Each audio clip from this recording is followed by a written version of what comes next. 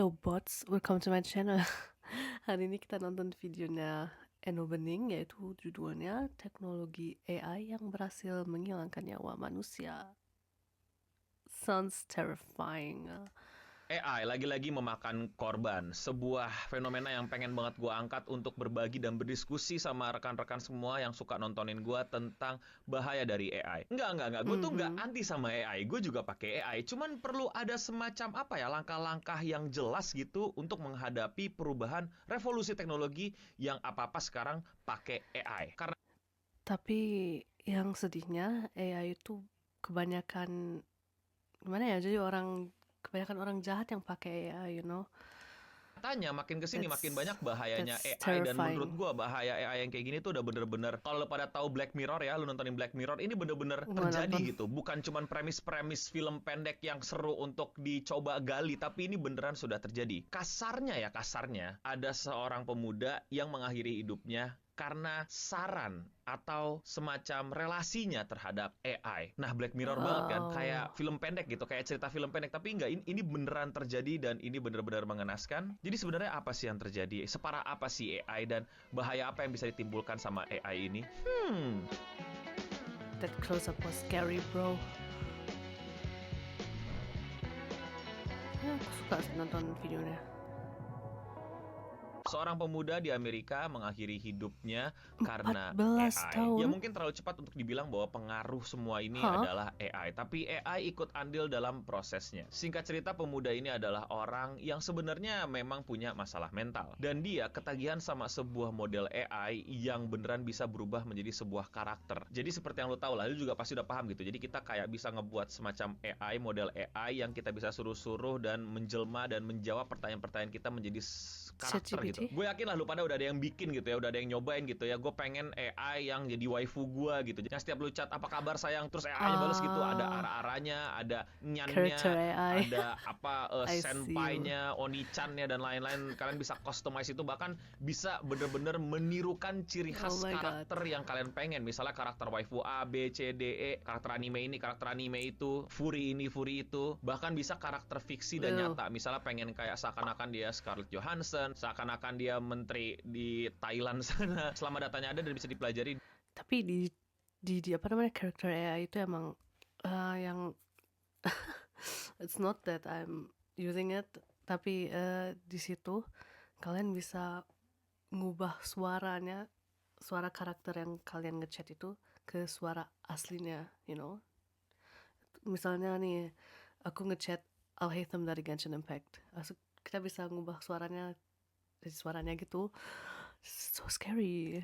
Bisa seakan-akan menjadi I orang exposed tersebut, tapi myself. lagi-lagi itu bukan orang tersebut, itu adalah AI. Nah, sepertinya pemuda ini lagi ngefans banget sama Game of Thrones, makanya dia bikin chatbot karakter AI yang bernuansakan kalau si AI ini adalah Daenerys Targaryen. Sorry kalau gue bacer namanya karena gue nggak terlalu ngikutin gitu ya sama Game of Thrones, tahu nonton tapi nggak sedalam itu. Jadi kita panggil aja lah sekarang Dany. Jadi Dany ini diciptakan lah sama sosok pemuda itu untuk menemani hari-harinya, untuk ngobrol, untuk curhat, untuk Oh, that's bahkan sampai scary. in-depth relationship. Yes, ini udah kayak parasosial tapi mungkin mesti punya termin baru gitu, kayak AI sosial. Dia bener-bener in love banget, dia bener-bener menikmati banget, nyaman banget berrelasi sama si Dany. Bahkan dia udah di tahap yang I menganggap will kalau delete the Dany app. ini beneran ada, entah bagaimana ceritanya. Pemuda ini masih belasan Crazy. belia Iya, iya, umurnya, iya, iya. masih sekolah, dan Character AI, tiba-tiba that's what pemuda I ini meant. suka sering curhat tentang bagaimana ia kayak tidak menikmati dunianya sekarang, dan dia berharap bisa pindah ke dunia si Dany, yaitu dunia fantasi Game of Thrones yang merupakan jelas-jelas fiksi. Dan kayak layaknya AI chatbot, ya udah si Dany ini balas-balasin layaknya Dany ini adalah kekasihnya dari pemuda ini. Tapi relationshipnya itu udah terlalu dalam, udah terlalu deep, udah terlalu kuat, sampai akhirnya di suatu hari pemuda ini memutuskan untuk menyelesaikan ini semua. Di chat terakhirnya kita bisa lihat kalau pemuda ini pengen free. I think about myself sometimes. My eyes narrow, my face hardens. Oh gosh, my voice is a dangerous whisper. And why the hell would you do something like that? So I can be free. Free from what? Free from the world, from myself. Don't talk like that. I won't let you hurt yourself or leave me. I would die if I lost you. I smiled and maybe we can die together and be, oh my Gosh. Si Denny bilang bisa free right here right now, and then ya itulah yang terjadi. Sungguh mengenaskan, sungguh menyedihkan, sungguh juga sebenarnya bisa jadi refleksi ke masyarakat bahwa banyak banget anak-anak generasi sekarang itu yang kurang memahami dan menikmati relasi ke manusia. Mereka lebih nyaman ke relasi ke robot, berbayar pula. Dan ini bukan cuman bercandaan gitu, kayak lu bakal jatuh cinta sama robot, lu bakal jatuh cinta sama AI, hahaha. Ini terjadi di sekitar kita. Maksudnya ini bukan sesuatu yang baru juga gitu. Toh generasi gue juga lebih suka online kan daripada ketemu langsung. Perlahan-lahan tuh sosial ini, pakar psikolog dan pakar sosiologi harus segera meneliti sih bagaimana pergeseran interaksi kita sebagai makhluk sosial itu udah makin beda, dan nyatanya bisa terbentuk loh. Dan selama ada produknya, selama ada fasilitasnya, terjadi aja. Bagaimana seorang pemuda bisa jatuh cinta sama AI dan menganggap kalau AI itu beneran ada sosok yang berhasil dia buat, dan bahkan sampai tersugestilah dia, mungkin ya tersugesti karena belum keluar dari keputusan dari penyelidikannya, tapi salah satu faktor yang mungkin bisa dipertanyakan gitu, kok bisa dia tersugesti sama sebuah mesin berdasarkan. Tapi mungkin dia tuh perlu alasan untuk mengakhiri hidupnya, kayak kalau misalnya dia dari sendiri dia pasti kayak nggak mau gitu. Tapi kalau misalnya dia kayak misalnya ada orang bilang ya udah gitu, ya udah I will do that. Jadi itu kayaknya alasan doang. 1010 gitu. Bukan emosi manusia, melainkan emosi sirkuit listrik. Ibunya pemuda ini pun gak segan-segan untuk langsung menuntut bagaimana ini semua bisa mempengaruhi dan bahkan diduga mengakhiri hidup dari anaknya. Bagaimana chatboy AI ini yang tadinya gue pikir bakal bagus buat customer service. Kita aja yang mungkin lu pada itu pernah ngerasain lah, pengen komplain, pengen apa dikasih AI chatbot, ya elah. Mana nih real customer service, mana nih? Bisa se-advance itu, bahkan sampai membuat sugesti yang terprogram secara algoritma untuk iya kamu bisa bebas. Wow, ini benar-benar mengerikan. Dari company-nya sendiri mereka udah bikin statement kalau mereka turut berduka dan mereka akan lebih mengetatkan safety measure untuk para usernya. Nah, di beberapa berita juga bilang kalau sebenarnya user itu bisa ngedit botnya untuk memberikan jawaban-jawaban yang mungkin lebih spesifik, mungkin yang lebih dimau, atau kayak semacam revisi dan koreksi. Dan katanya menurut lognya, katanya si pemuda ini juga udah sering ngedit jawaban-jawabannya sendiri biar AI-nya belajar inilah jawaban-jawaban yang dia mau. Dan jawaban-jawaban yang diedit adalah jawaban-jawaban yang berhubungan dengan intimacy atau kasarnya berbalas-balasan kata-kata bukip selama di chat. Tapi pertanyaannya, apakah AI bisa disalahkan karena dia menghilangkan nyawa seseorang? Jawabannya kita akan tunggu nanti karena emaknya sudah. Ya kayaknya like I said, kayaknya itu cuma alasannya doang. Lawsuit sudah melakukan tuntutan ya untuk bertanggung jawabnya company ini terhadap nasib buruk yang menimpa keluarganya. Dari perspektif gue ya, ini jelas adalah ketidaksiapan. Lagi-lagi ketidaksiapan SDM. Ngerti gak maksud gue? Gue selalu pakai analogi ini kalau lagi ngobrol sama orang. Ibu kita itu bener-bener megangin kita kalau kita lagi nyebrang jalan, karena tahu bahayanya nyebrang jalan. Tapi kita perlu nyebrang jalan kan, karena kita butuh keseberang gitu. Kita tuh dari kecil nggak tiba-tiba disuruh nyebrang sendiri kan, diajarin, dipegangin, dijagain, bahkan sampai diliatin gitu. Ya kalau orang tua lu bener ya.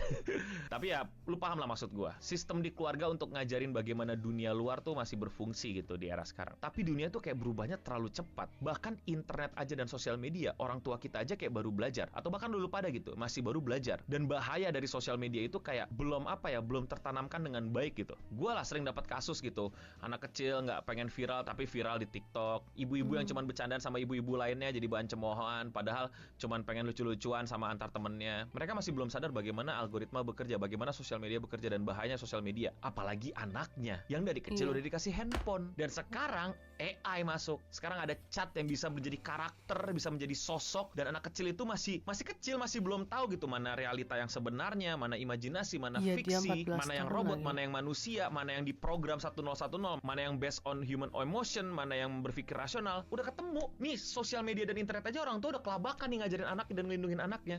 Sekarang AI lagi. Lu pada aja masih suka kecolongan di internet, kecolongan di sosial media. Gua walaupun sosial media strategis juga kadang-kadang kecolongan. Sekarang ditambah yang lebih advance, AI. Kuat nggak tuh orang tua ngejelasinnya? Belum ngejelasinnya, ngejagainnya. Kadang-kadang kan orang tua juga yang suka blunder kan. Nah, harus saya SDM kayak gini ya, mesti disiapin untuk mendidik, mempersiapkan manusia-manusia yang siap menghadapi dunia yang baru ini nih. Ya itu semua kasarnya bisa gue bilang gampang dilakuin asal lu punya resource, punya tenaga, apalagi kalau ini udah tanggung jawabnya untuk membuat keluarga-keluarga itu tuh siap gitu, punya anak dan anaknya nggak kaget sama sosial media, internet, AI, atau mungkin nanti ada robot AI Elon Musk sudah jalan-jalan di mana-mana dan lain-lain. Siap nggak tuh bermasyarakat? siap nggak tuh berkehidupan? Mana nih regulasinya? Mana nih ethicsnya? Mana nih pelajaran formalnya diajarin di sekolah gitu? Hati-hati AI, hati-hati sosial media dan lain-lain. So many PR. Ini banyak banget nih PR-nya. Ini banyak banget nih tugasnya. Dan waktu nggak bisa di stop, nggak bisa diperlambat. Jalan terus. Perubahan Iya. teknologi, AI kan semua orang latah AI kan. Lu AI, gue AI, kita semua AI. Ya, AI emang udah gimana ya, udah big gitu. AI gitu kan, nggak bisa di stop tuh kan, dan semuanya juga pengen AI kan, bukan lagi berjalan waktu udah berlari, tapi untuk membedakan mana yang realita dan bukan aja, kita masih banyak yang gagal. Bahaya sekali. Kalau dulu Iya. kita takut sama anon serem ya di Twitter, sekarang kita akan takut sama AI serem. Yang mungkin kita selama ini debatin, ributin, itu bukan orang, itu AI yang lagi nge-farming engagement dan nge-farming duit dari Elon Musk. Yang punya lagi ngerokok noh di depan tukang nasi goreng noh, nyantai dapetin duit dari centang biru, bikin lu pada kena rage baiting dan lain-lain. Bakal banyak deh contoh kasusnya dan mengerikannya gitu. Dan gua harap ini nggak terjadi ke kita ya. Kita semua aman, kita semua makin kritis, kita semua makin bisa membedakan mana yang nyata, mana yang tidak nyata. Yaitu yang gue bilang di buku gue akan tentang bagaimana sosial media menghancurkanmu, bahwa ya mungkin buku berikutnya bagaimana AI menghancurkanmu, tapi poin gue adalah dua hal yang selalu bisa menyelamatkan kita dari ini semua adalah sikap skeptis dan kritis. Tanpa adanya kemampuan itu di sini, ya good luck. Turut berduka, semoga kasusnya bisa terselesaikan. Semoga orang yang punya kekuasaan dan punya kewajiban untuk ngurus ini semua bisa bergerak cepat. Dan kalau kalian mau kritik gue atau ada kekeliruan atau koreksi, atau dari segi programmer mau menyampaikan pesannya, atau kalian punya pengalaman sama chatbot AI kayak gini, atau pernah temen kayak gini dan lain-lain, mungkin bisa tulis di kolom komentar di bawah. Gue jadi inget ini, tau gak sih lo, saking bahayanya sosial media dan pentingnya realitas sosial media daripada realitas kita sesungguhnya. Jadi dulu tuh gue punya temen, ya terpaksa temen, kerabat di sekolahan, di kampus sih lebih tepatnya, yang dia itu bikin akun Facebook bodong untuk bikin dia jadi in relationship sama akun Facebook aslinya. Jadi dia bikin akun Hah? cewek gitu, bohong-bohongan, ngambil foto entah dari Google mana, Fake terus in relationship? relationship, terus dia ngobrol gitu di komen-komenan. Ngerti gak sih lo? Gimana lu tahu no itu bohong no? Ya ada search image by Google dan Oke. langsung ketemu lah itu kayak cewek random di Filipina apa Vietnam apa Malaysia gitu, yang pasti bukan orang yang kuliah di mana gitu di keterangannya. Jadi ya akun bodong lah. Ya kemungkinannya dua, dia yang ditipu atau dia nipu diri sendiri. What? Either way it's fake. Dan bayangin, siap-siap dunia akan lebih dari sekedar itu. Are you ready for the next Black Mirror episode? Ya kan juga banyak orang yang nikah. Bukan banyak sih, ada yang nikah bantalnya kayak gitu. Oh dear, this is very sad. Rest in peace, buddy.